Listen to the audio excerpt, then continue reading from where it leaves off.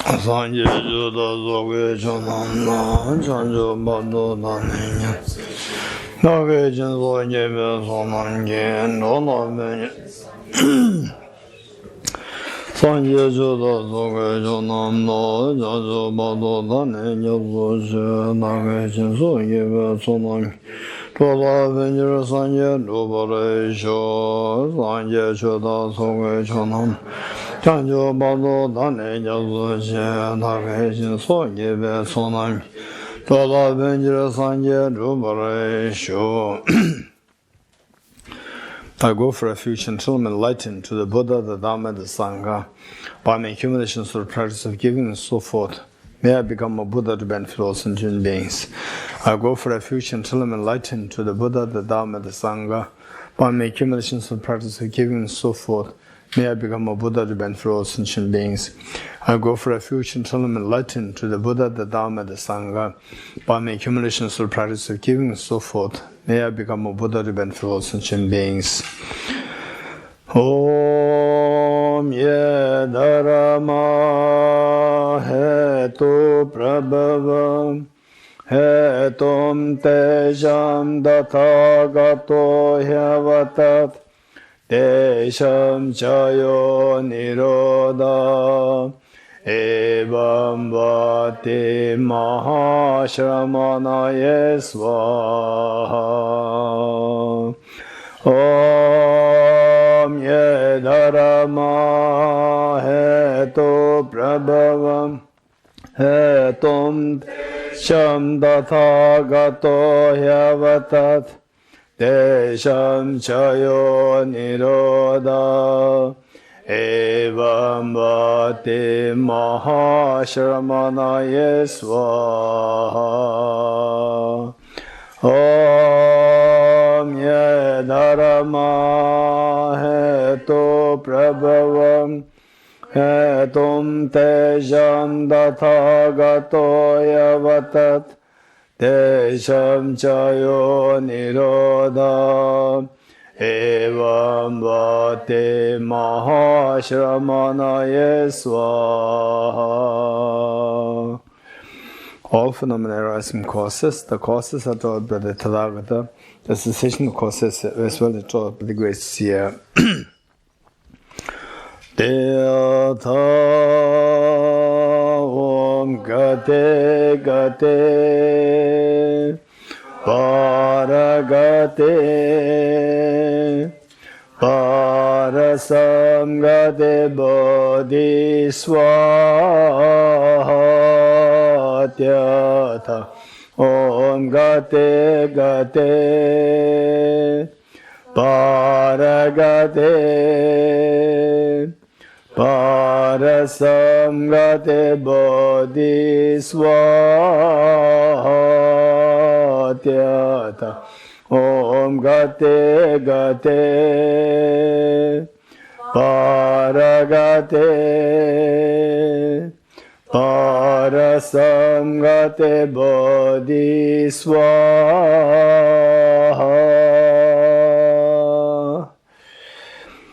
Foundation of Vulgar Qualities, page 42.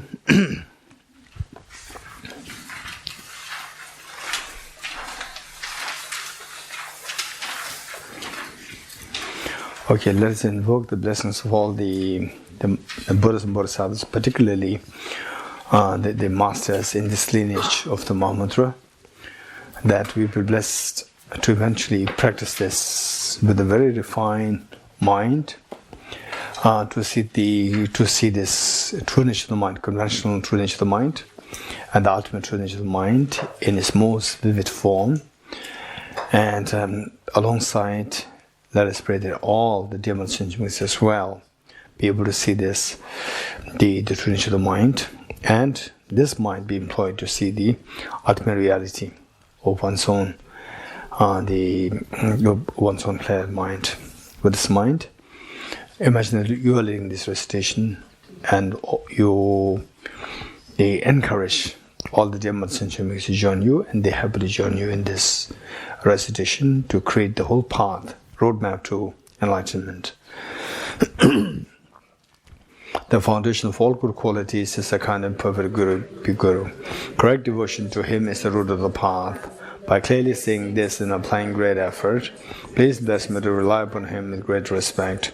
Understanding that the precious freedom of this rebirth is found only once, is greatly meaningful and is difficult to find again. Please bless me to generate mind that unceasingly day and night takes its essence. This life is as impermanent as a water bubble. Remember how quickly it decays and death comes. After that, just like a shadow follows the body, the results of virtues and non-virtues come and follow. Finding firm and definite conviction in this, please bless me always to be careful to abandon even the slightest negativity and accomplish all virtuous deeds. Samsaric splendors are unsatisfying and unreliable. Seeking them to draw to all suffering, recognizing these shortcomings, please bless me to generate a strong wish for the bliss of liberation. Led by this pure thought, mindfulness, alertness, and great caution arise. The root of the teaching is keeping the Pratimoksha vows. Please bless me that may accomplish this essential practice. Just as I've fallen into the sea of samsara, so fall my migratory beings. Please bless me to see this trained in Supreme Bodhicitta and bear the responsibility of freeing migratory beings. Even if I develop Bodhicitta but I don't practice the 3 types of morality, I'll not achieve enlightenment. With my clear recognition of this, please bless me to practice the Bodhisattva vows with great energy. Once I pacify distraction to wrong objects and correctly analyze the meaning of reality, please bless me to generate quickly within my mind stream the unified part of the karma abiding especially inside. Having become a pure vessel by training the general path, please bless me to enter the holy gateway of the fortunate ones, the Supreme Vajra vehicle. At that time, the basis of accomplishing the 2 attainments is keeping pure vows and samaya. As I become firmly convinced of this, please bless me to protect these vows and pledges like my life. Then, having realized the importance of these 2 stages, the essence of Vajrayana, by practicing with great energy, never giving up the 4 sessions, please bless me to realize the teachings of the Holy Guru. Like that, may the Gurus who show the noble path and the spiritual friends who practice their long lives, please bless me to pacify completely all out and inner hindrances. In all my lives, never separated from perfect Gurus, may enjoy the magnificent Dharma by completing the quality stages and the paths, may could attain the Shri Vajradhara. You are a Avalokiteshvara, great treasure of non-referential compassion, and Manjushri, master of flawless wisdom, as well as Vajrapani, destroy hosts of demons without exception, Tsongkhapa, crown jewel of the sages, land of the snows, Losang Thavari, feet and make prostrations.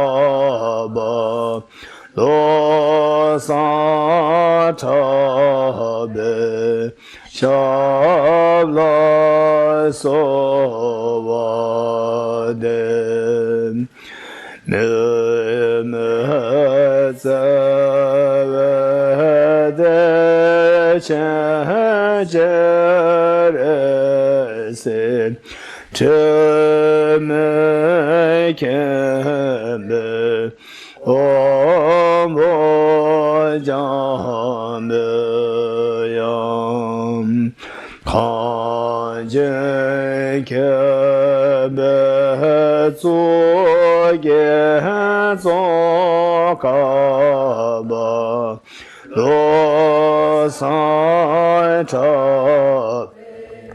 Shabla Sovade.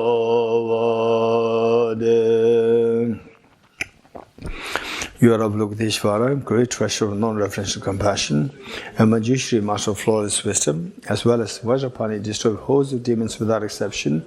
Tsongkhapa, crown jewel of the sage of the land of snows, Lobsang Thabaidu, feet and make prostrations.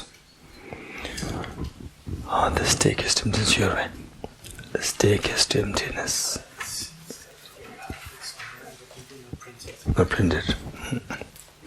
Print career. All right. Okay. Mantle offering. Short mantle offering.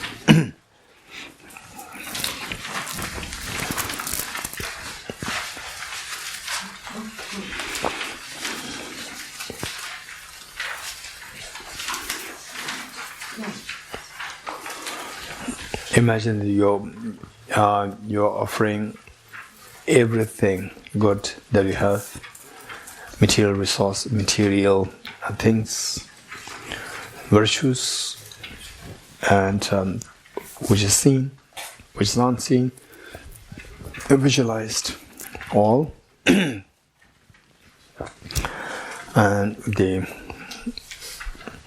the commitment that I will keep increasing my virtues so that I will have more things to offer to all Buddhas, Bodhisattvas, and eventually virtue, the best of the virtues, bodhicitta and wisdom of emptiness. Experience in the spirit of Mahamoudra to benefit all the demon sentient beings. This ground adorned with perfume, strewn with flowers, adorned with Mount Meru, the 4 continents, the sun and the moon. I imagine this as a Bodhi field and offer it. May all sentient beings enjoy this pure land. O Sajabhage Jojamandota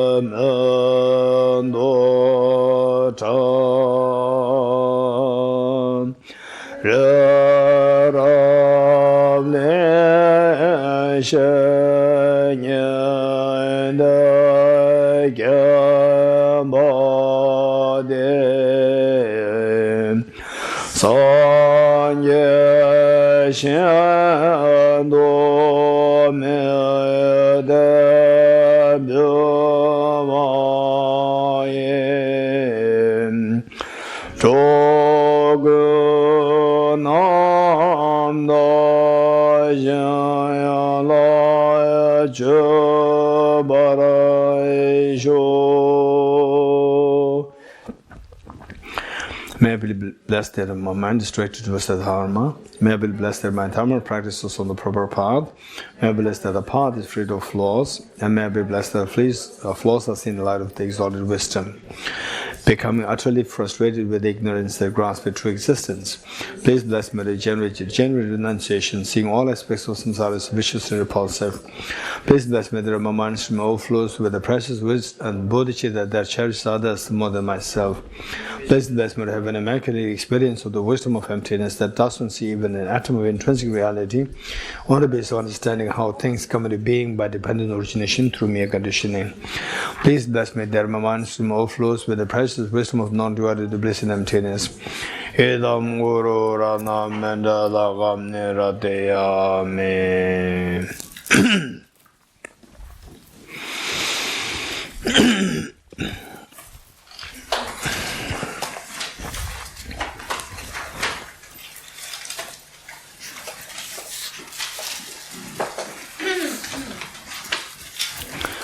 Okay. So yesterday, what we were talking about is how to see the emptiness of the mind which exists only in time, not in space. And in this connection, the Patrick asked this question: how we do see that the mind also exists in space, not only in time. So this is where we discuss in great length, and I said that this is a very important question. How the mind exists only in space, not in time, and then Venerable Kinsella indicated that the mind and the energy, these two are very close. These two are like the same entity. These two are the same entity in the Hatha Tantra. And of course, in Sutra it is not explained like this, but in Tantra, the two things are seen as the same entity. So here, the energy is a physical. It has it exists in space and time both. So the mind, since that these two are the same entity, so the mind as well should be existing in space and time. Okay, this is the how when Kinsella is the bringing up as a question, and so this is extremely important, and it'll take time. What I would suggest is that, if possible, we have to study Pramana Vartika chapter 2. Then you will get a better picture of this thing, number one. Number two, that concept of entities and isolates. So this time we do not do that. And we have only about one session for the NCC. So I don't know whether I can do that, because this is so important pertaining to many important concepts like emptiness, and also about this, the mind, whether it exists in time and space. Okay, to give you just a clue.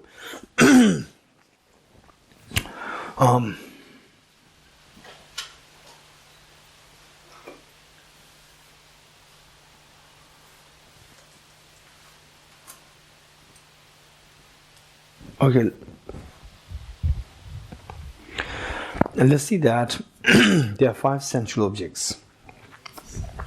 So, just as we have the body, which is physical, and the mind, which is non-physical, these two things are there. Likewise, with the body, there are the 5 sensual objects. 5 sensual objects.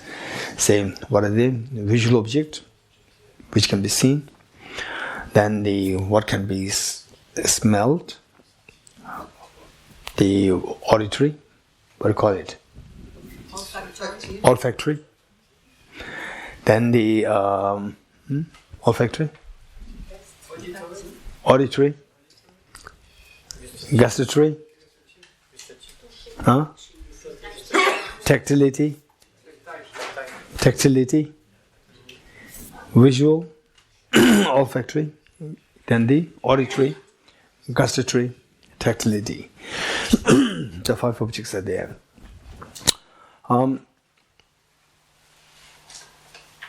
In the desire realm,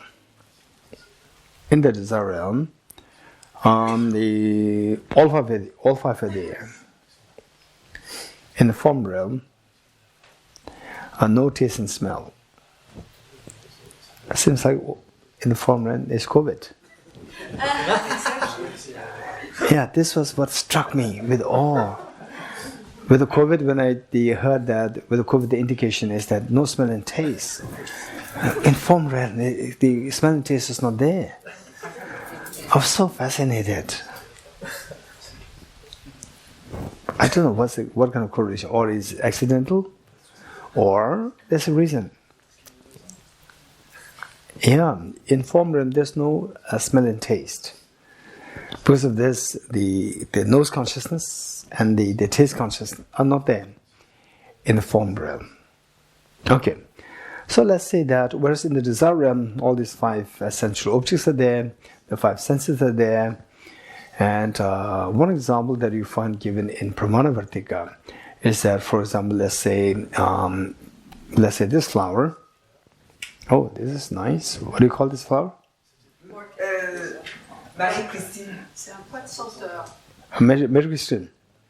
This flower. She has Marie-Christine. Okay, so this Marie-Christine.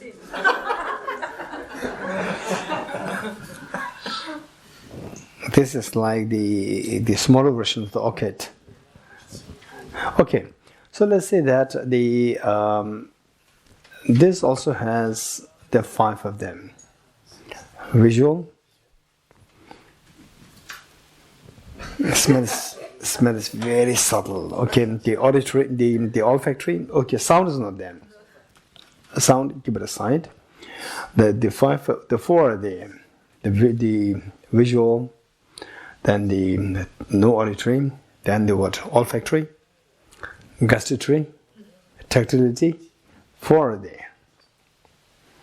And from the four, the smell, it has the scent has to travel. It has to travel, but the visual cannot travel. That you have to see. And then the touch, tactility cannot travel. It is there. What else? Gustatory. Gustatory, again, you have to touch it. So gustatory to touch. So gustatory should be there with the object. Then the what? Sound. Not sound. Then the visual is there, should be there with the object. Then tactility.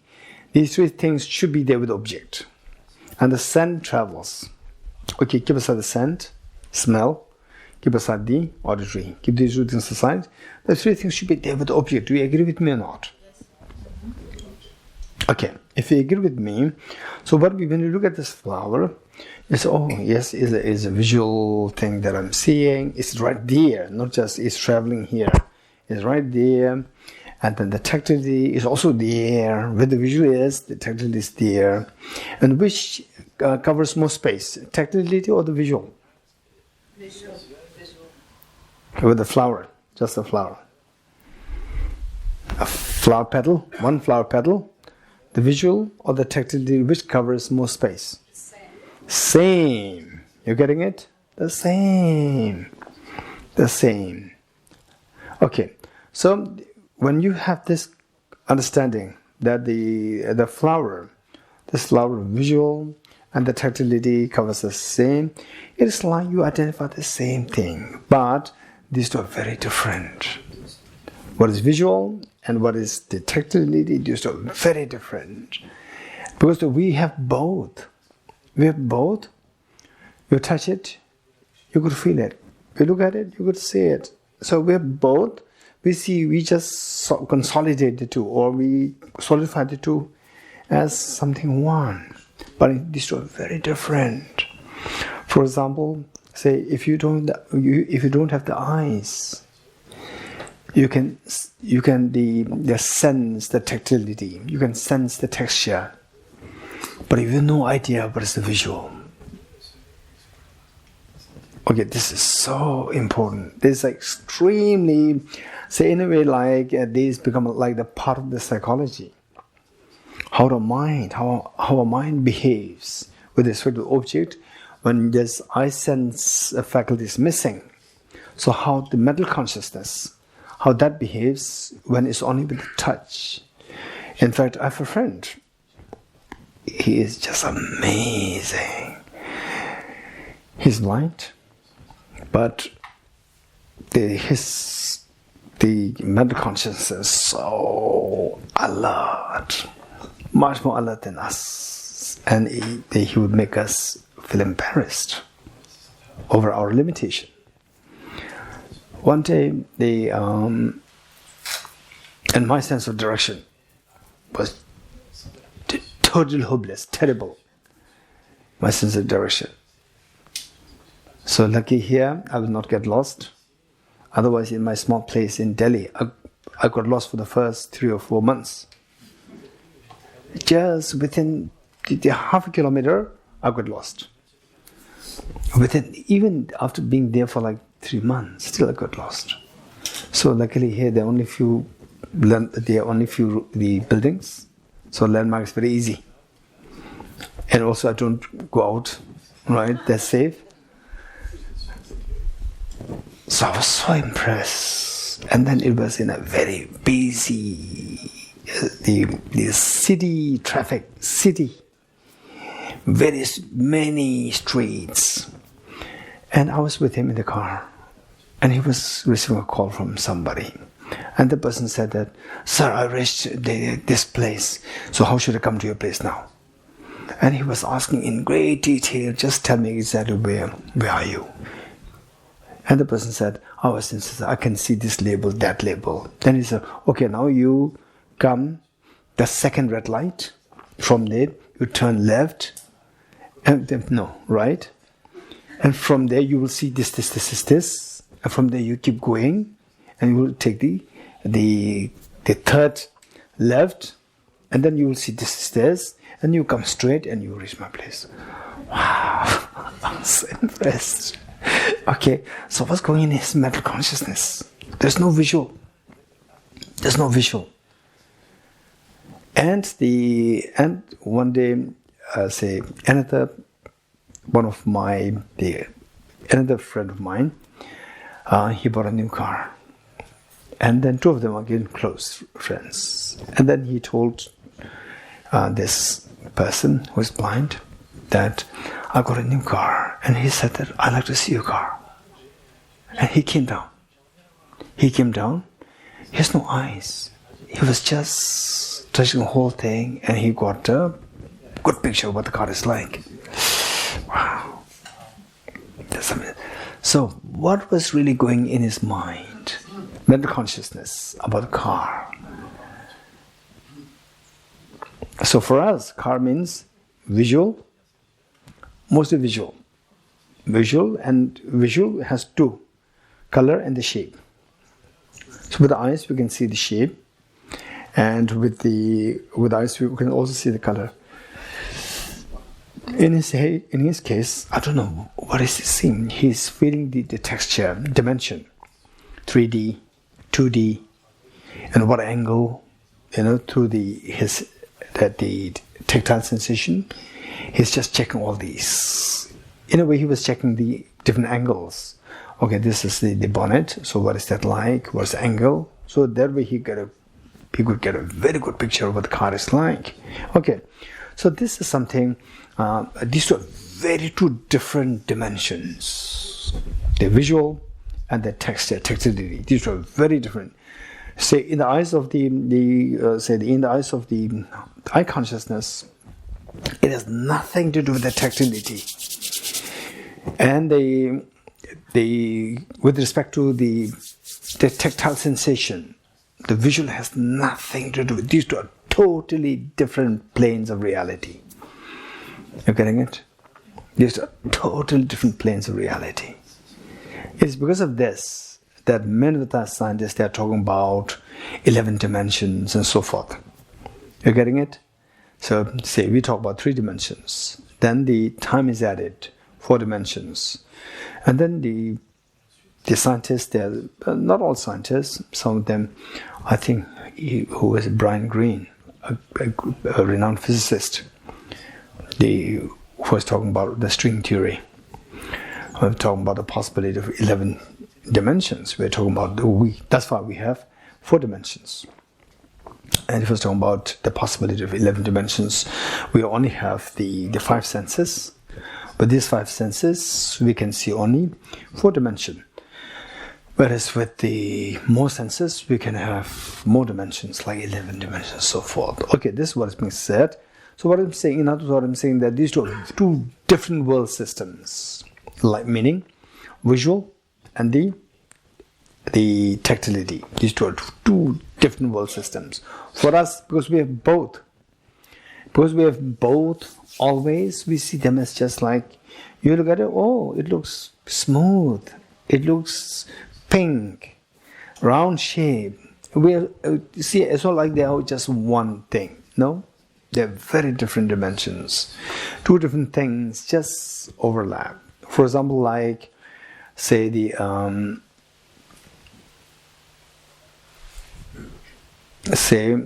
is said that Gandharvas meaning those beings, sentient beings who feed on smell, the Gandharvas.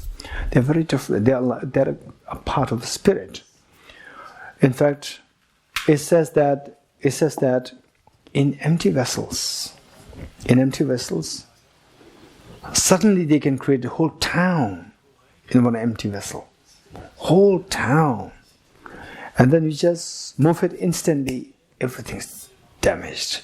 So therefore, I don't know to what extent the you find, of course, these are what you find mentioned in the text, but then to what extent these practices, whether they are actually found in the text. So in the Tibetan tradition, it's said that usually don't keep the containers open like this. Always cover something, so that the Gandharvas, they cannot create the towns here. And then then you move it like this, whole town instantly is damaged. And the amount of pain people go through in Ukraine when the whole residence, all the buildings were simply smashed into pieces by bombings.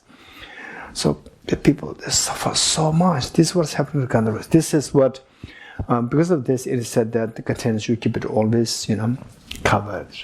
But we practice like this. This is what I personally do not really see in any reliable sources, but then this is what is the commonly being practiced in the Tibetan tradition.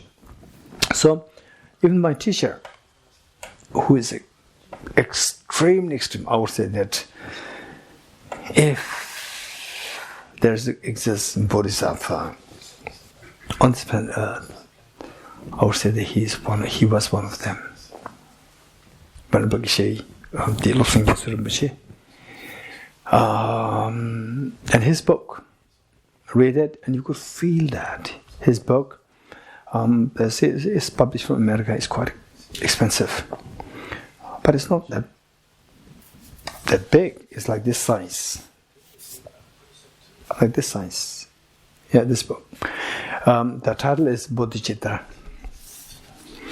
The Bodhicitta Awaken the Compassionate Mind of Enlightenment. Yeah, Bodhi is the main title. Then the subtitle is The Compassionate Mind of Enlightenment by Venerable Geshe Lobsang Gyatso.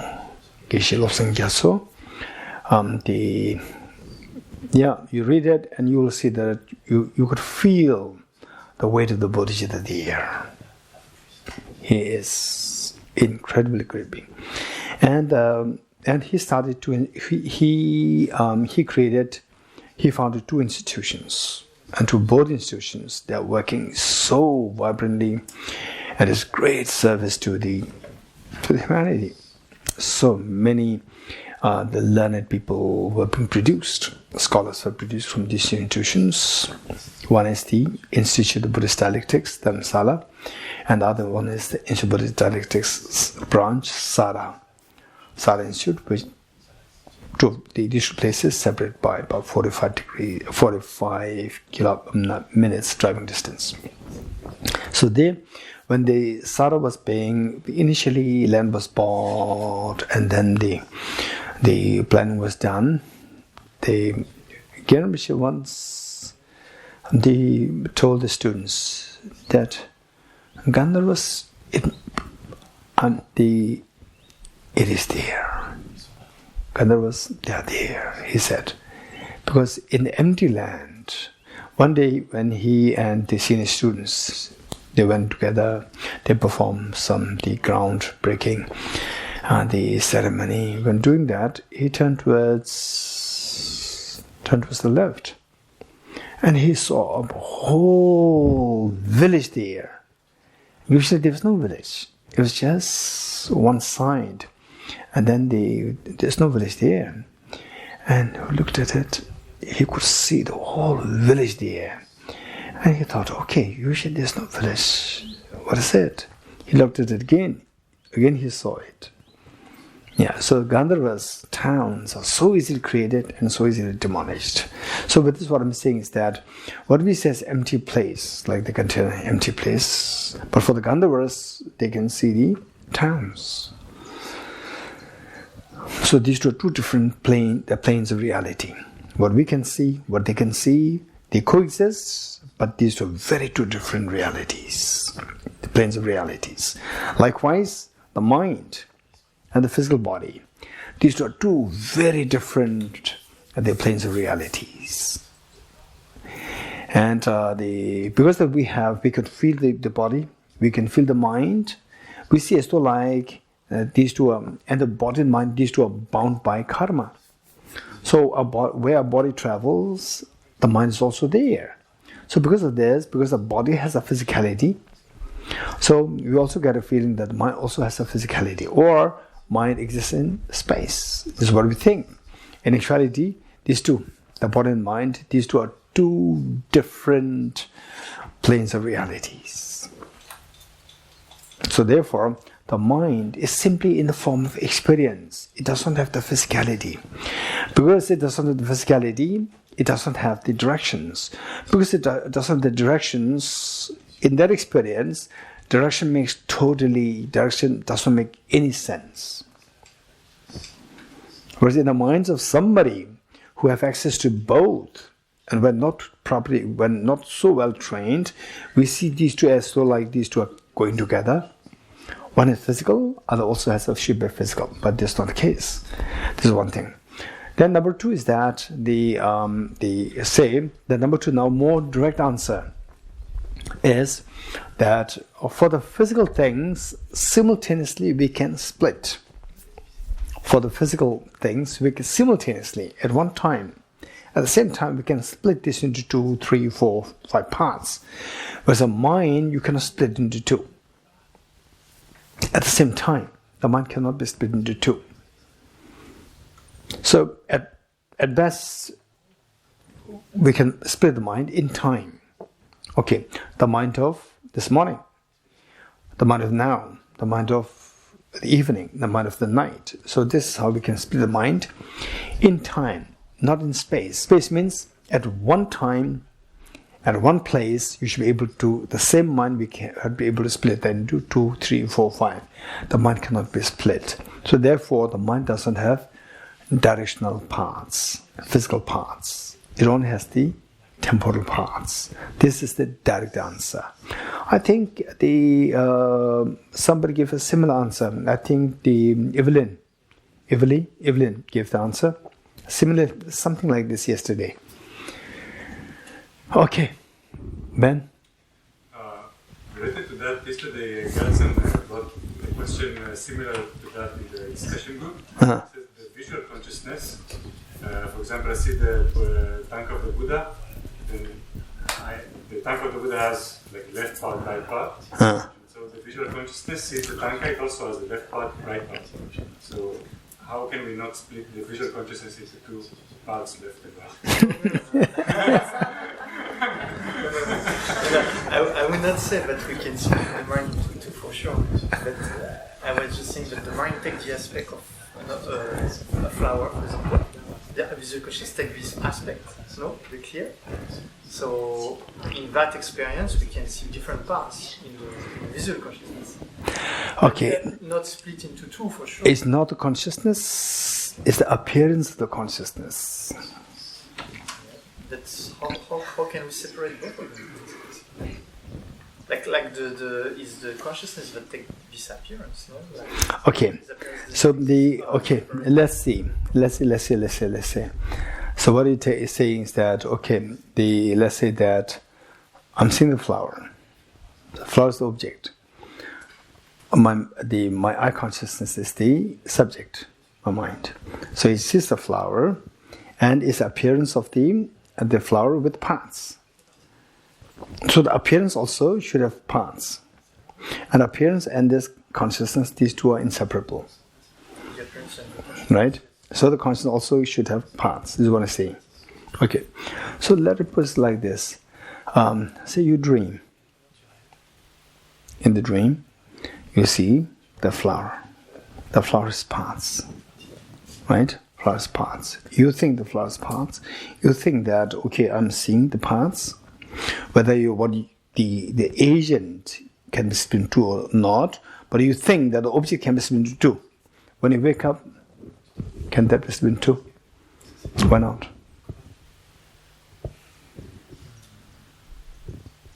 It was not a physical object. Okay. So likewise, same, the perception, appearance is not a physical. It's not a physical. It's purely, say, the same, like the crystal. Oh, today the glass came. Thank you. Who brought this? Mary brought it? Yes. So usually I need a glass, I need a flower. Glass with the water, example. Flower as example. Right? Laura knows it well, right? Why did you not tell others? You should have a glass, you should have a flower. Flower is fine, everywhere there's a flower. But if glass is missing, I was looking for glass all the time. I only saw this small one. Okay, so what I'm saying is that these are things. The point is that let any answer come up. It is not necessary the answer should be perfectly correct. Let answers come up, and just objectively think of that. So without any mental bias there, okay. Although it doesn't really say I'm not really so comfortable with it, but yes, it makes some sense. But I'm not comfortable with it. So how to go further from this? Then you think. When you think, your intelligence is growing, and in the process, as the intelligence grows, then you will reach to a certain point where anybody comes up with some ideas, right? Some ideas, because that you are so rich with the different thoughts, reading, studies. So the study is so important. Study. As I said, the last 2-3 days, I've been reiterating that to study with the teacher. So, particularly most of you are from Paris. So, Geshe Damdul is there. Geshe Damdul is there. Just make the maximum of his presence there. Learn, take courses. And if you complete the courses, so sometimes, for example, Laura did the Nalanda Diploma course, Batch 2 and Batch 3 both. And some people did Nalanda Master's course, they complete. Nalanda Diploma was Batch 1, Batch 2, Batch 3, and now doing the Nalanda Certificate course. So there, you keep learning. So what I'm saying is that don't just say that I finished the basic course. What do you call basic course? Basic program. Basic. In French we say PEBA. Okay. Don't just say that, I finished the basic program. Okay, now, what should I do? Then you look for another teacher. No, don't do like this. Don't do this. Say once you complete the basic course, then have a proper strategy. What should be my next. And then for the studies, of course, we will not say, even the monastic universities, where there are thousands of monk scholars there debating, studying so intensely. They complete the Geshe studies, they become abbots, former abbots. Still, there are so much of thoughts, new thoughts coming. So, the point is that studies will not end, but say in a life, you should have at least 3 phases of the life. The first phase of life, second and third. The first phase of life should be more on studies. The studies. It is for example, like cooking. First, what do? You buy the ingredients. Without ingredients, what are you going to cook? Buy the ingredients. Make rich the ingredients. Once the ingredients are rich, you then pick up a recipe. Right? Recipe, mother's recipe, whatever, right? Recipe, study the recipe well. How to cook. Then keep the recipe down, then cook. Right? There should be 3 phases. First, getting the ingredients. This is studies. The phase where you emphasize more on studies. During the phase of the studies, don't say that I'm meditating, I'm on retreat for 2 months, 3 months. You are wasting your time. Study more. Out of 100% of your time, spend like 60-70% of your time on studies. The remaining 20% you can, do the reflection, practice, whatever. The first phase of a life. So that is like for, generally speaking, for people like us, maybe like 5 to 8-9 years. Then after this, then focus more on the recipe, right? How the food work, how the food should be cooked. You study, which is reflection, more reflection. But if studied, say now spend like say the 40% on studies. So from the 70 reduce to 40%, and spend like the 20-30% on a reflection, and the next like 20% on practice. So like 30-40% on reflect. We reflect more. Okay, this is what said there. Again, reading the text, you think. Earlier we just learn, emptiness, non-affirming, negative, and there are two planes of reality, right? You learn this, and then there are two planes of reality. Is it the case? Just reflect. What is non-affirming, negative? Okay, the non-affirming negative, it does really come to me, come to my mind, emptiness. Things, do they really exist? They appear like this. Do they really exist like this? Then see whether or not what we learned is actually making sense to me. So subject them to analysis. This known as the reflection, number 2. Then with the reflection, you get a extremely deep conviction. Yes, what I'm seeing is not reality. Yes, there are two planes of realities. One is mental, one is physical. That's for sure. So once you get so much conviction in this, then say, if it so happens, okay. So then the third phase, now you know how to cook the food. Cook the food, right? Cook the food, make it delicious, and give meditation. So whatever you've seen, or what I've seen is not reality. Stay in this experience. And for the bodhicitta, let the mind feel the flow. That therefore, the wisest thing for me to do is to become Buddha for the benefit of all sentient beings, for myself and for all the dear sentient beings. Let it feel, and then this feeling arises. Just try to sustain this feeling. So, then the third phase, like 30% studies, 30% reflection, and then like 30-40% meditation. And then if you're extremely confident, and if your 100% time is in hand, then like maybe 10% studies, then 20% reflection, and the remaining 70% meditation. This third phase. So we have to see the third phase, the three phases in our life. This is very important. Okay. Okay. So now we turn to page 129, English.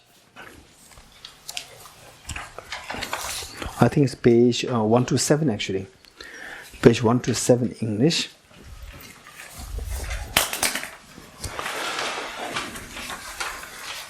Okay, with this, the mind, our mind, how to see the emptiness of the mind.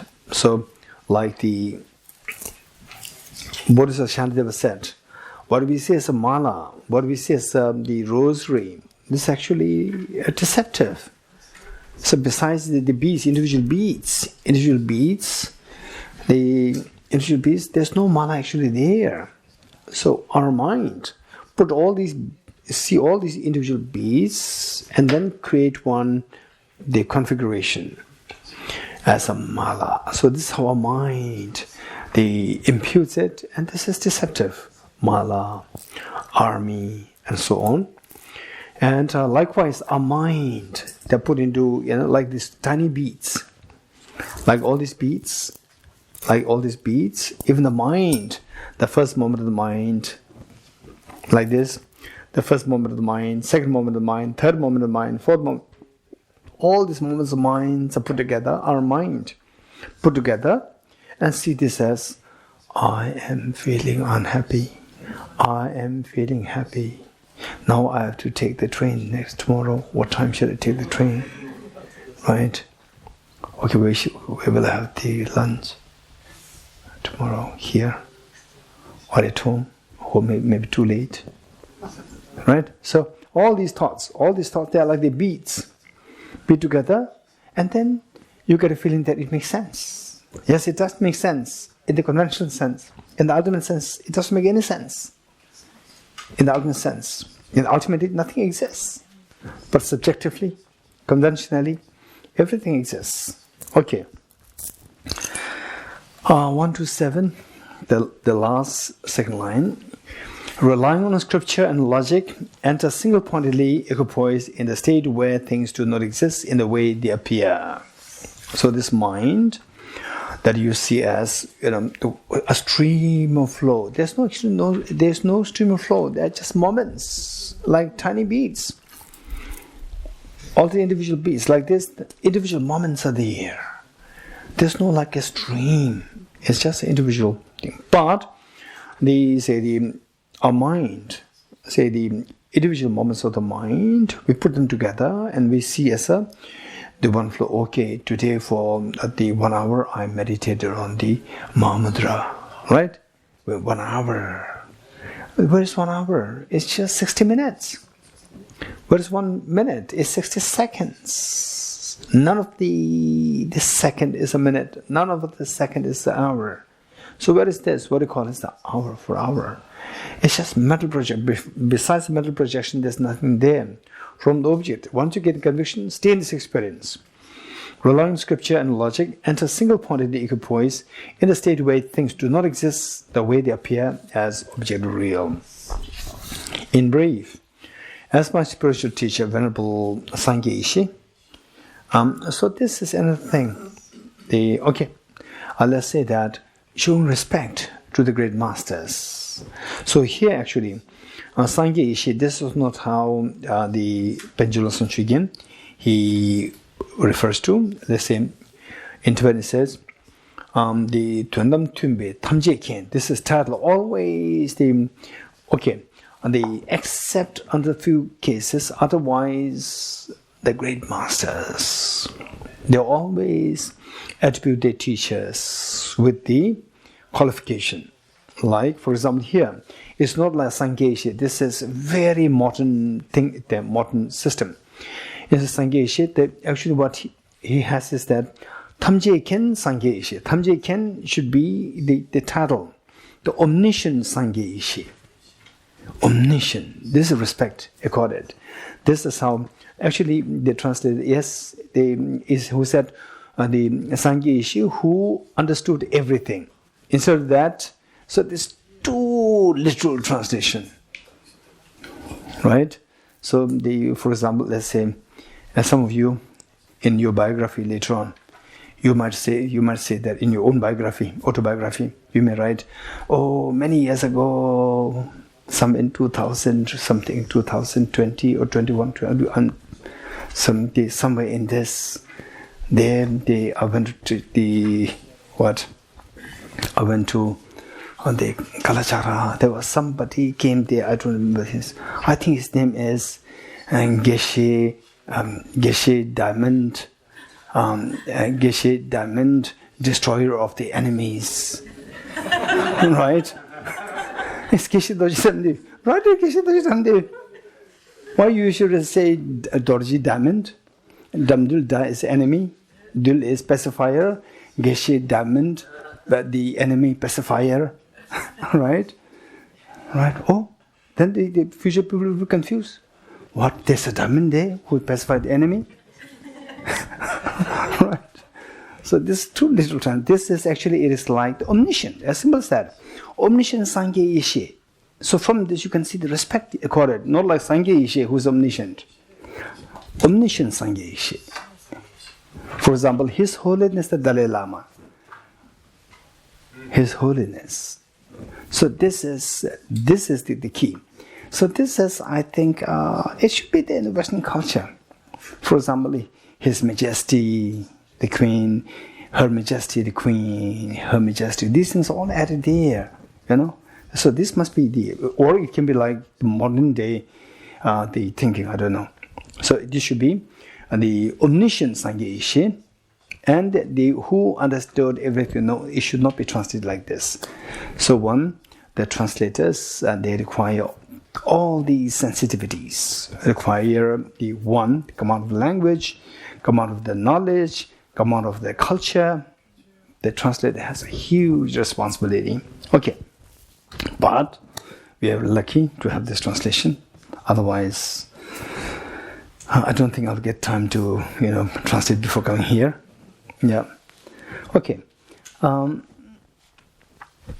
brief, as my spiritual teacher, the omniscient Sangye Ishe, in accord with the reality. Omniscient in accord with the reality. Or in accord with reality, omniscient Sangye, the omniscient Sangye Ishe, who accords with the reality, means whose knowledge accords with the reality, said, what did he say? When you fully understand that whatever dawns in your mind, whatever little alteration of translation, modification of translation, whatever dawns in your mind is not apprehended, is apprehension by the conceptuality or by the conceptual mind. Let me repeat it. When you fully understand that whatever dawns in your mind is the apprehension of the conceptual mind, the sphere of the ultimate reality will dawn. You got it? You follow me? Okay. In other words, first let me read the whole passage with the alteration, with my modification of the translation.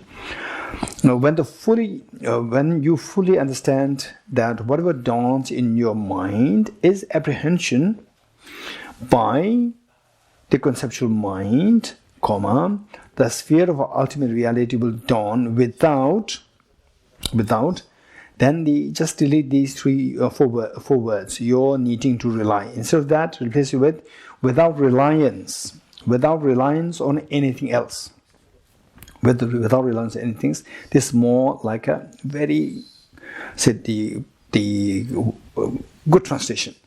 Although what is translated is not wrong, but it's more direct. Will dawn without reliance on anything else.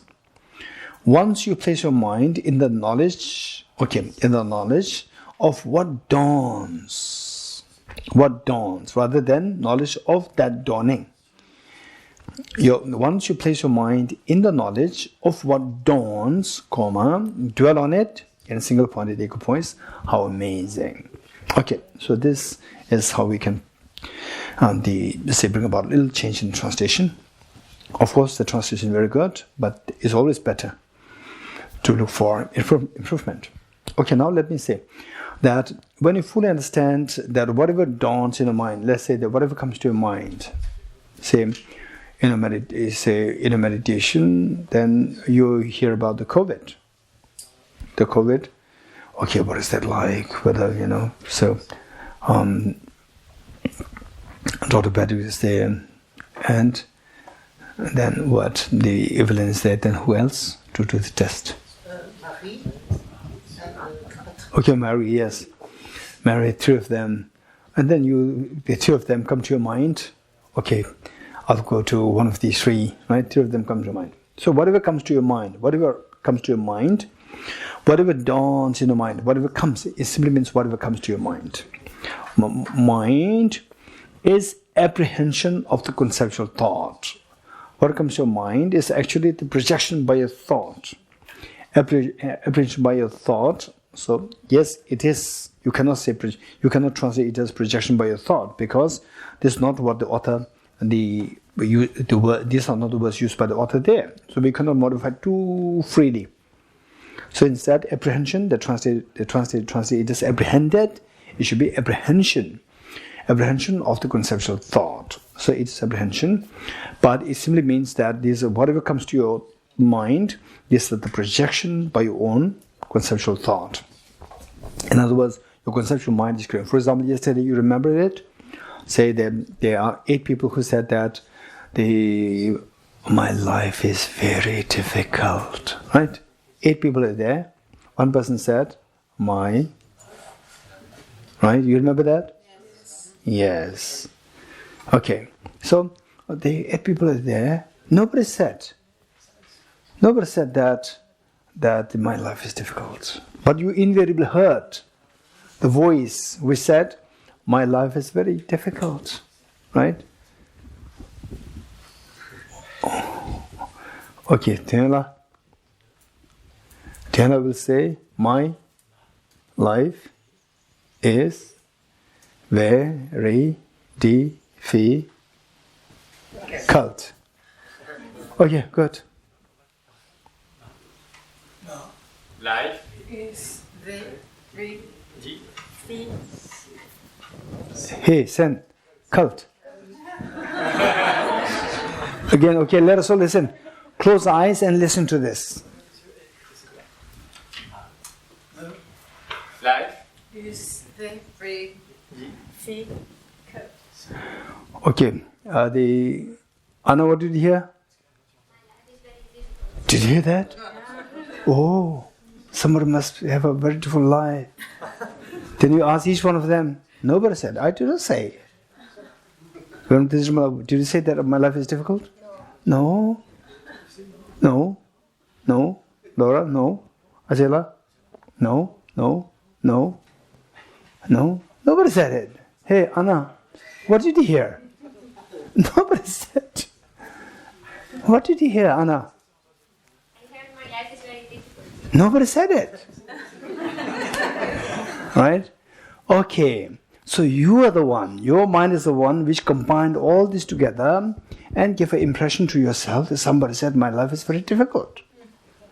This is how everything, this is how we see, okay, you look at somebody next to you. Look at somebody next to you. Don't look at me. Look at somebody else. Okay, so almost all of you are smiling. Right? All of you are smiling. Do you know that the person or that the person you are looking at who made you smile is nothing but a bunch of atoms? You know that? It's a bunch of atoms, yeah. It's a bunch of atoms. Right? And why are you smiling at a bunch of atoms? Atom smile to atom.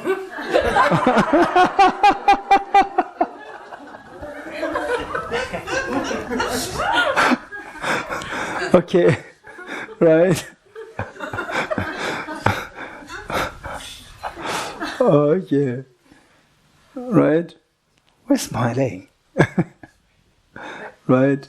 Okay, now they each other show a hand to the other person. Just look at the hand, look at the hand of the other person. Don't look at the person's face. Don't look at the person's face. Okay, look, nobody's smiling. Dr. Patrick, you are not smiling when you are not looking at a bunch of atoms. You are looking at the person's hand. But with the face you smile. With the hand you are not smiling. You are seeing something different between the hand and between both a bunch of atoms. But with one set of atoms, bunch of atoms, you smile. With another set of bunch of atoms, you don't smile. Why? Because in your mind you are creating just bunch of atoms, and these in your mind you put them together and make the face of somebody. And that face is very important. That tells a lot about the person's mind. The smiling, the face of compassion, whatever. It tells us so many things. So, your mind actually puts them together and creates a sense of the face of the person. Actually, from the objects, if at all there's something there, it's just a bunch of atoms, that's it. Okay.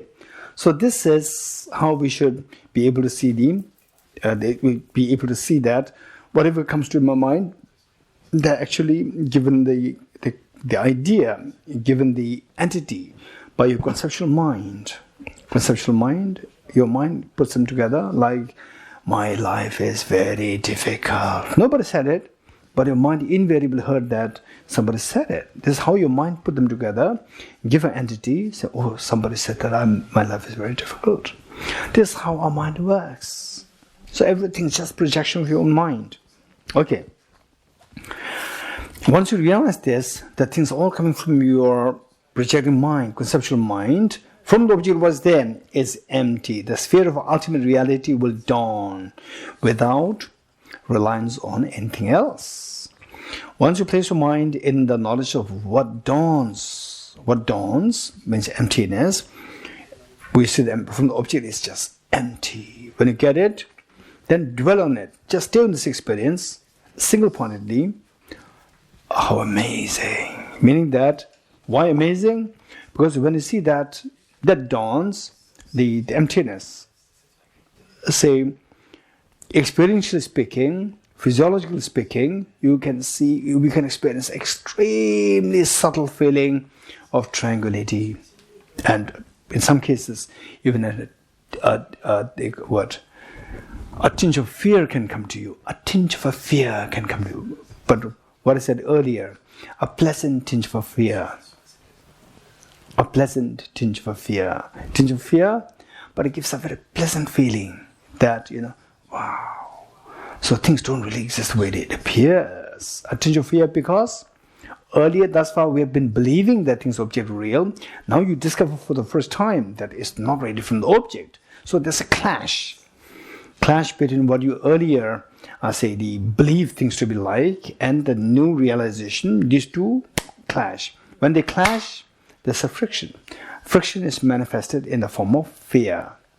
And you meditate more on this, then the earlier belief will become less strong, and the new realization becomes stronger. Then this fear will be replaced by extremely tranquil, serene experience. And why amazing? From this experience, you can see that even if you are just in the midst of a fear, in such intense fear, you get a glimpse of this emptiness. Instant, the fear dissolves, and the peace. Your mind was in a tense form, fear, tense. You get a glimpse of this. Instantly, it's untangled and extremely serene feeling. As though like the very ferocious wave subsides, it becomes a very placid, serene, beautiful wave. So this is what you're going to feel. Then you get a confidence that all my fears can dissolve, all my miseries can dissolve. If I can get this experience and stabilize this experience, all my miseries or fears will be dissolved. This confidence you'll get. And what do you think is something amazement? There's something amazing in your life. Anybody who would like to share with us? Can you give me an example of something amazing? We go, wow, that's amazing, that's amazing. So if somebody were to tell you, give me an example of what would be really amazing. Amazing means not just something happened unexpected, but something which is very pleasant and yet, wow. Give an example.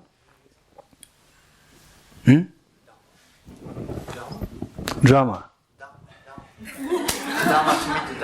Dharma, like how? Okay, so but on a daily basis, right, we extend the Dharma on the daily basis, right? Now it's time for the class, right? Okay, Oath says, AK now, AK. Ding, ding, ding. Then, hey, why Oath? Still we have 1 minute. Right? Okay, but I agree with Venerable Genzala, the fact that you're all here. Nobody forced you to come here. Nobody forced you to come here. You came on your own because of the love for something, love for the Dharma, which is so precious. Which is so precious. Anything else? Okay, Ben? I I'm already 31 years old, and my mother, she's been taking care of me for so many years, and she's now getting older, like 60, 70. And still, whenever I come home, she prepares so much food for me and lets me take home the boxes with the food. I don't know how she still has the energy to do it and take care of it for me. I call it. That's amazing.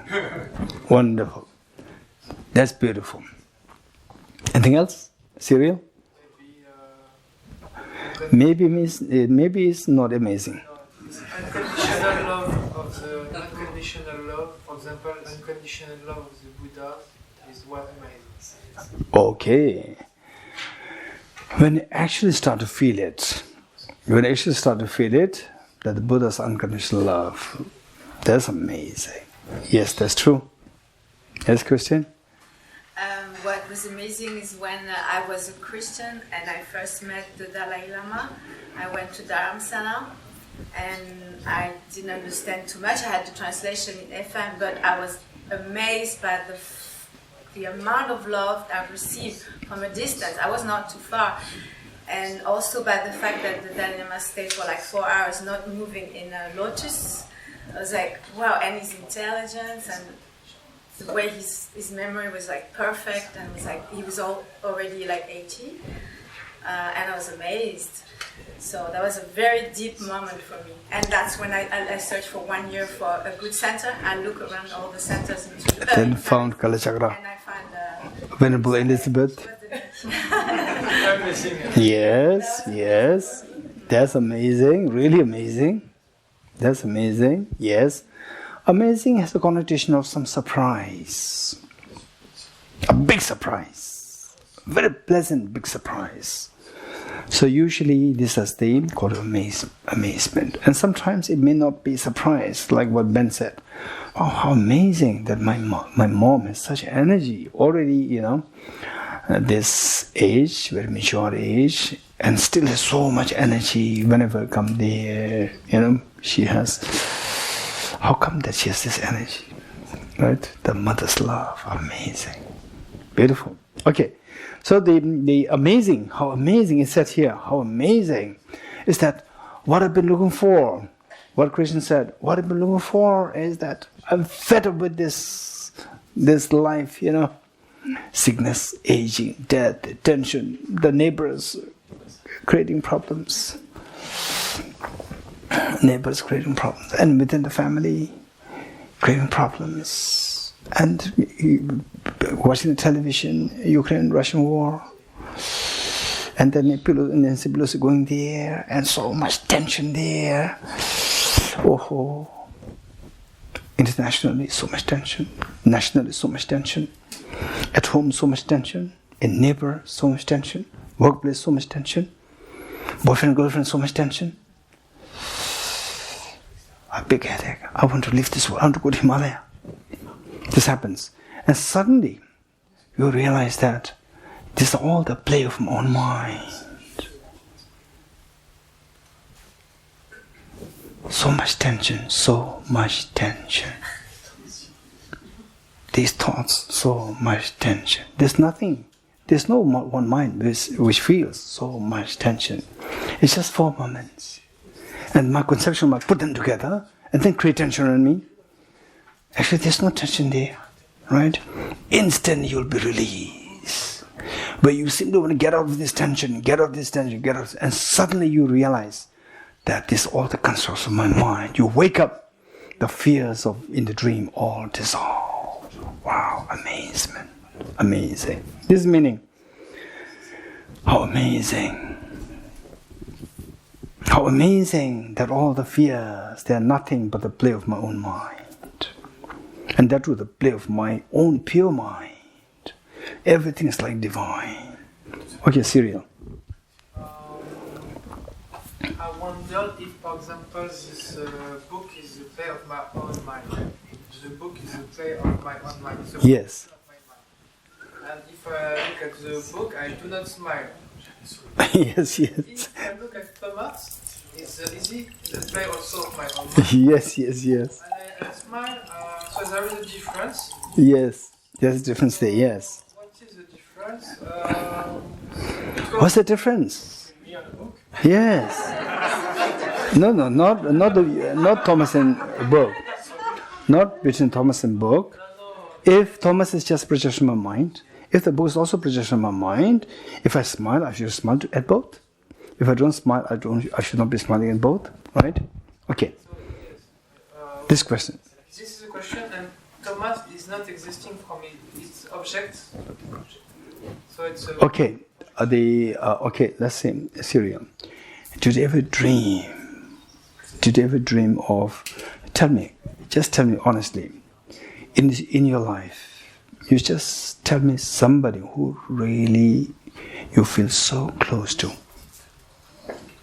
Tell me. my mother. Your mother. Very good. And then let's say that you did not see your mother for the last 2 months, 3 months. And then you are meeting the mother for the first time. And then naturally the mother has a glow on her face. And you have a glow on your face, right? You agree? Good. And somebody who do not like. The moment you have glow on your face, come out and you see that person, instantly the glow disappears. You become stern. Right? Okay. Imagine in the dream, you dream of meeting your mother after 5 months, after 1 year. First part of the dream, there's a glow on your face. The next, continue the same dream. The next moment, you see your neighbor, the difficult, very complicated neighbor. Instantly your face, the glow stops. You become blank, right? In the dream. You wake up. I tell you. Did you dream of your mother? You will say yes. Did you dream of your neighbor, difficult neighbor? Yes. Did you smile at your mother? Yes. Did you show the blank face to your neighbor? You said yes. Both are your mental creation, right? You said yes. Why did you smile at your mother? Why did you show a blank face to your neighbor? Although both are mental creation.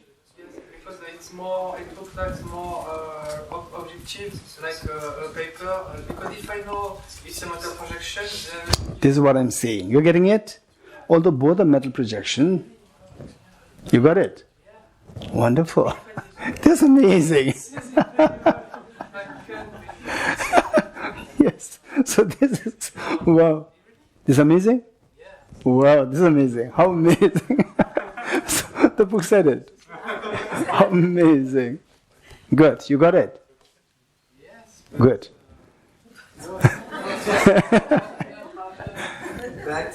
You got it? I know what this but is. The but is you have to wake up. sorry, You have to wake up. you have to wake up. Yes, of course.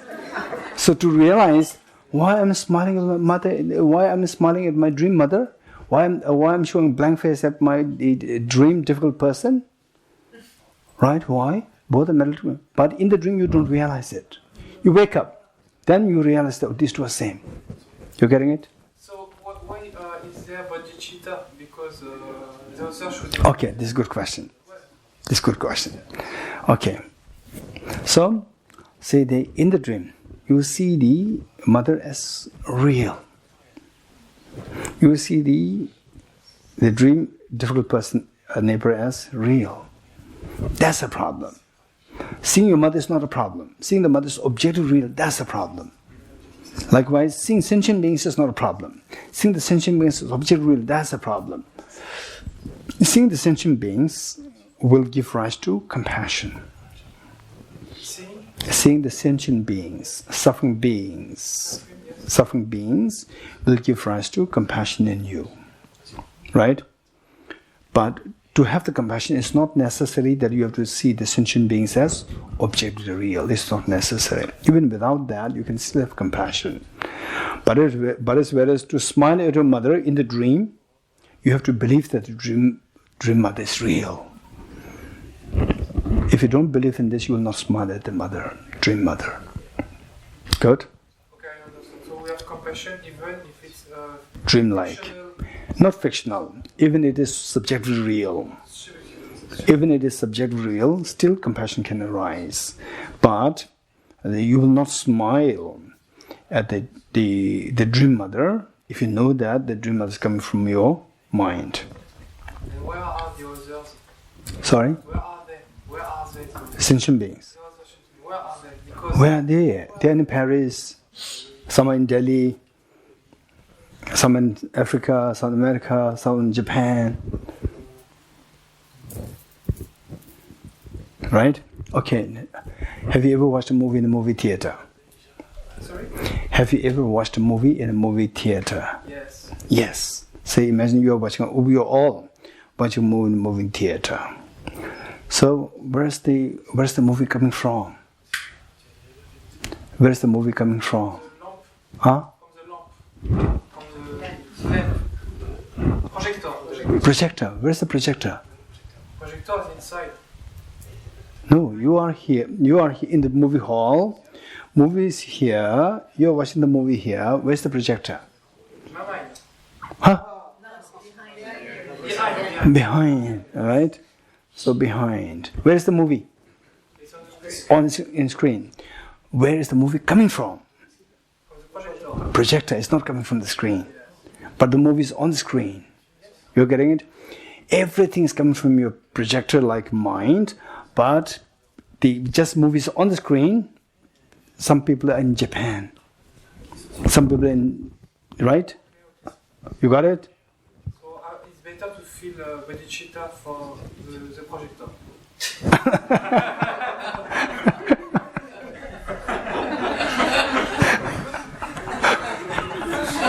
That's amazing. Yes.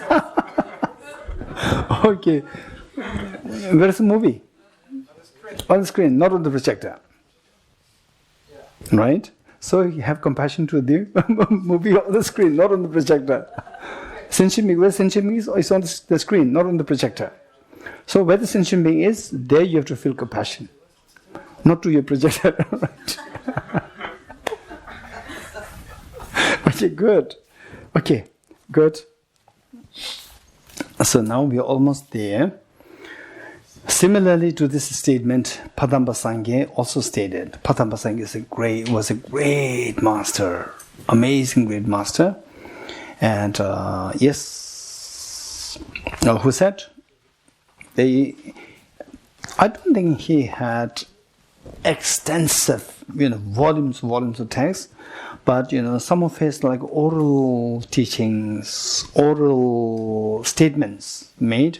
They are very powerful. So this is what more like his oral statements made. What he said is, he was like talking to the people of Tingri. Tingri is the place where he spent the same, let's say, a concrete amount of time there in Tibet. This place in Tingri, is though like talking to the people of Tingri. People of Tingri make the lance of awareness. Lance meaning the weapons. The lance of the awareness 12. For example, like say you have the area, you want to protect this area, and then your enemy comes, then you swing the weapon to make sure the enemy cannot enter. So likewise, the lance, the weapon of your awareness 12 within the empty state. You realize emptiness. So what happens if you swing the weapon around the border area, the boundary of your space, and then what's the benefit? Anybody? Protect you from enemies. Protect this space, protect you, and protect the space from the enemies. The enemies cannot come in. So likewise. So this is a metaphor given. It's a beautiful metaphor. So when you realize emptiness, within the expanse of the emptiness, within the area of the emptiness, which means, so if you realize emptiness, all phenomena, then no self-grasping can get in. Because the weapon of the wisdom of emptiness will always surround you. So therefore you are always protected by the weapon of the wisdom of emptiness. So he said, people of Tingri make the lance of awareness 12 within the empty state. Empty state meaning your area where you realize emptiness. In that experience, The view is unimpeded and unobstructed. Nobody can obstruct you. Nobody can stop you. Nobody can harm you in that area. These instructions converge in the same point. All these point to the same understanding that where you realize the emptiness of the phenomena, all your fears will be dissolved, and then no factor can create fear in you. Conclusion. Okay, dedication.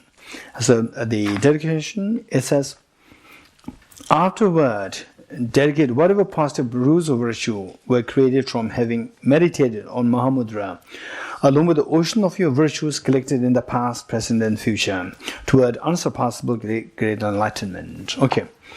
Then dedicating the merits that's gathered.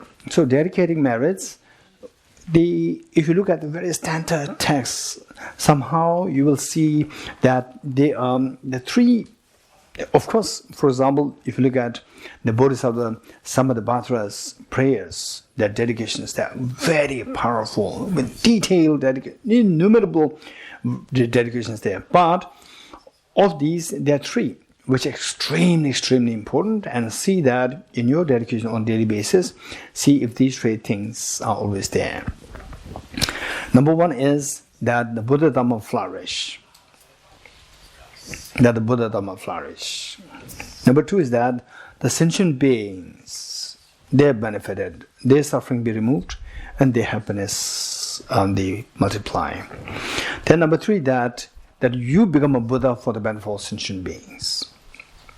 You become a Buddha. So these three prayers, you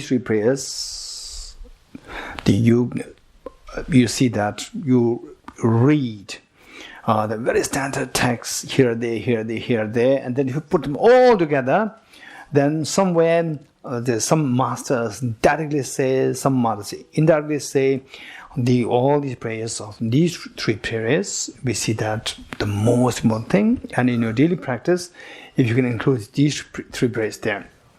After all, the point is that all beings be benefited. That all beings experience the fearlessness and the infinite happiness. This is number one. How to make it possible? How to make it possible that the dharma should proliferate?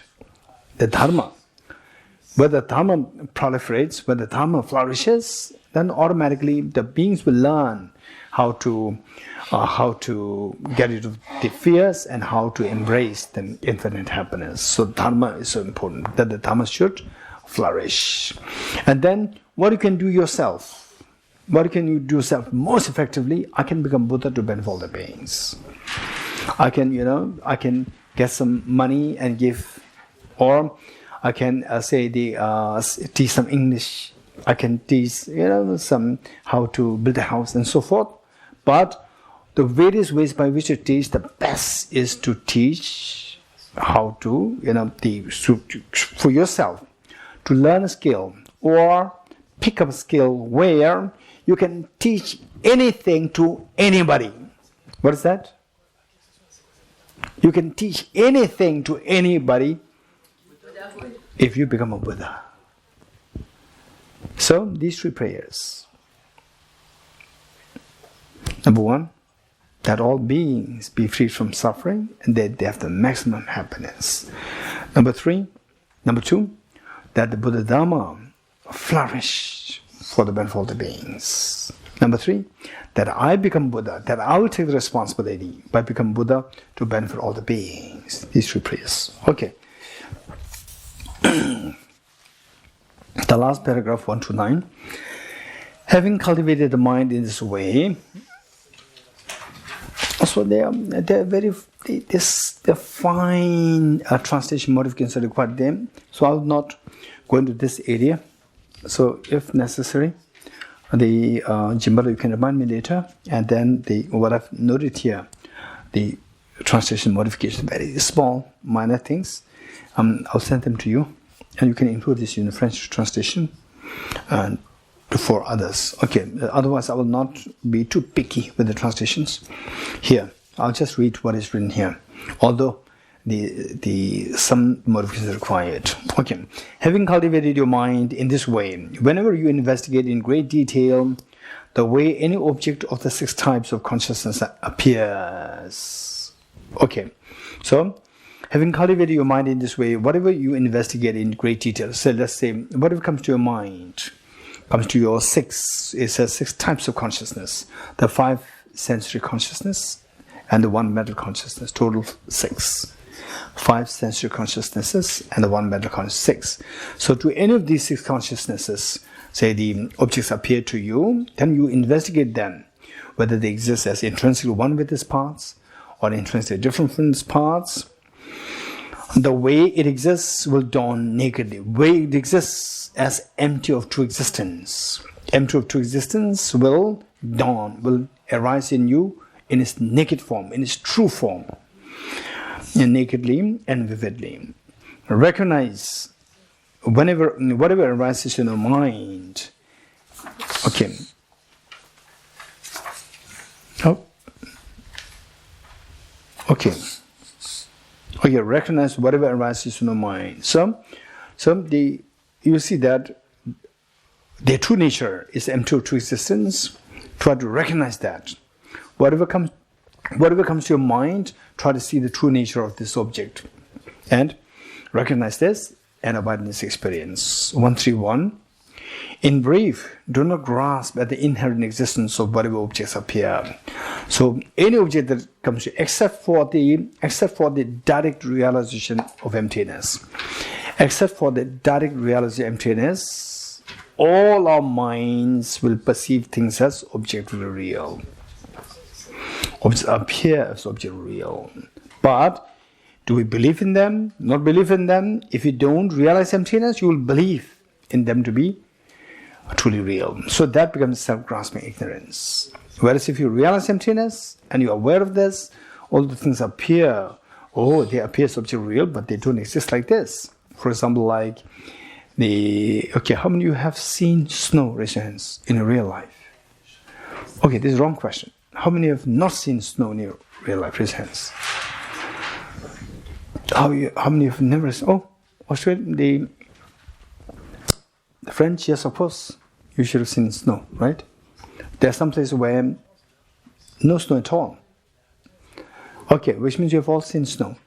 So imagine that, okay, so since that you know snow, what's the natural color of the snow? White. So you go to Mount Kailash for pilgrimage.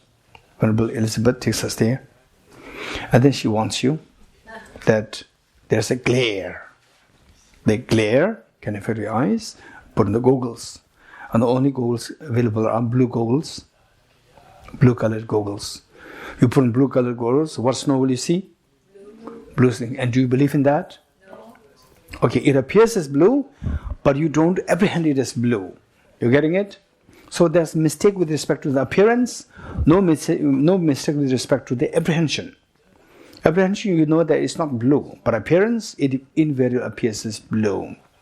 Okay, so when things appear, invariably they appear as objectively real. But if you realize emptiness and you're aware, then that, okay, they appear like this, but this is not how it exists. So you see them as illusion-like. Illusion means something appears, you know that it does not exist, yet it appears. That you describe as illusion. So everything will appear as illusion. Okay. In brief, do not grasp at the inherent existence of whatever objects appear, such as your mind and so on. And always sustain with certainty the way they exist. Always try to sustain your experience that things do not exist, that things are empty of true existence. Try to sustain this experience.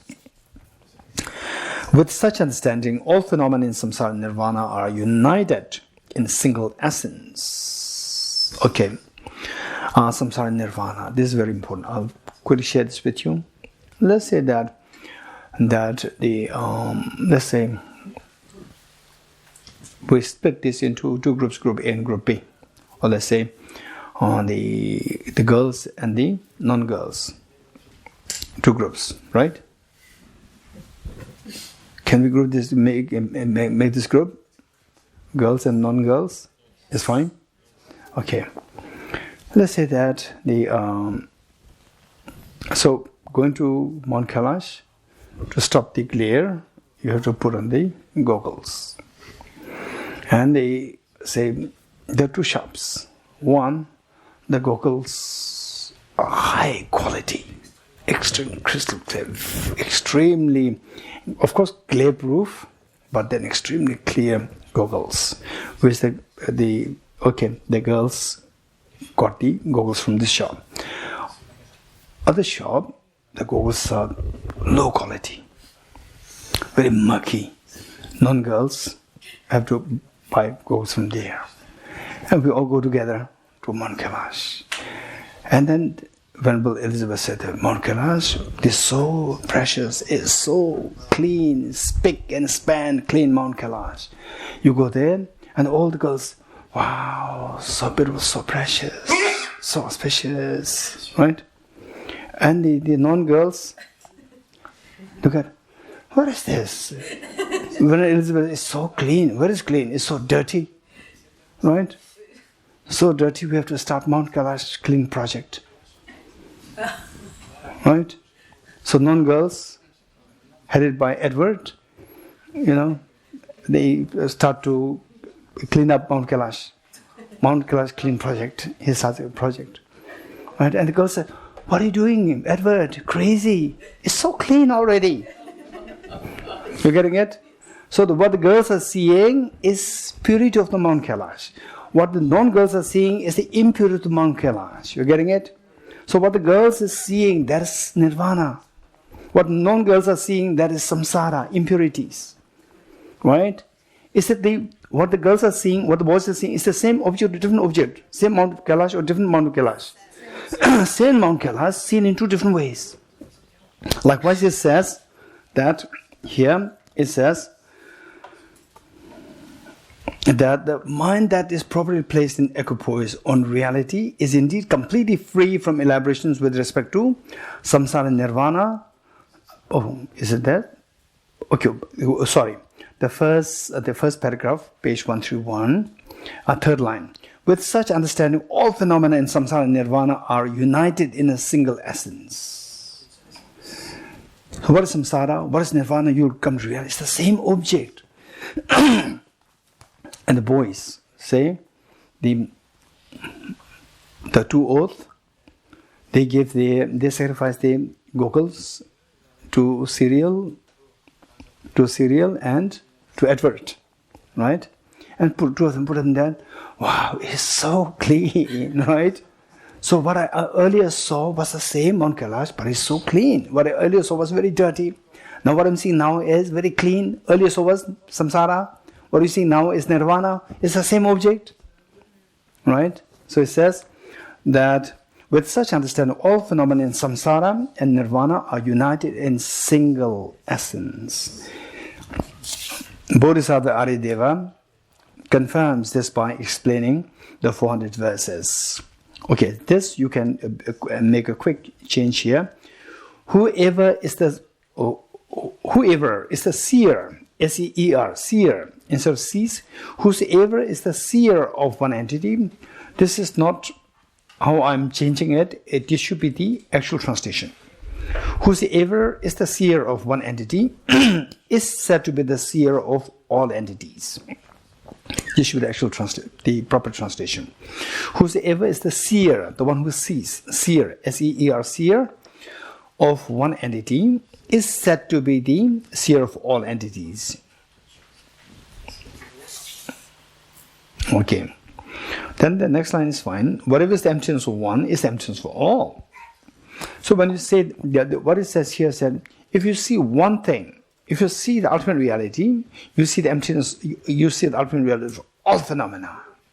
Whosoever is the seer of one entity meaning emptiness, one object, is the seer of all emptinesses.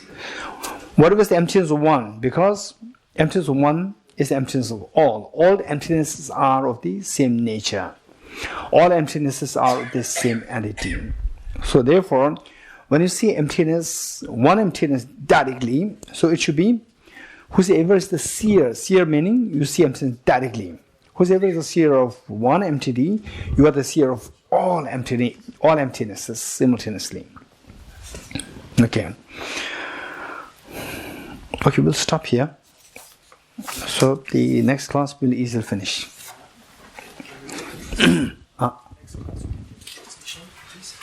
Oh yes, sure. Yeah. All right.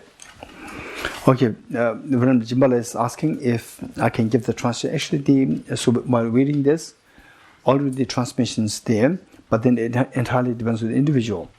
You want to take it as just the intellectual knowledge, or is it the proper transmission? It's up to the individual. Okay. But as requested, we'll do it. I'll read it. Yata Om Gate Gate Paragate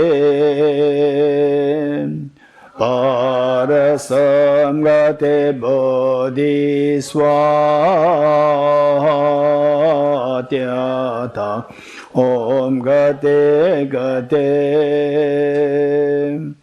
Paragate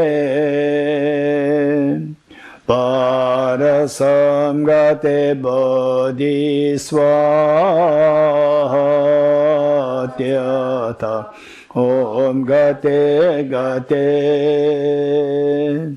Paragate Parasamgate Bodhiswatyata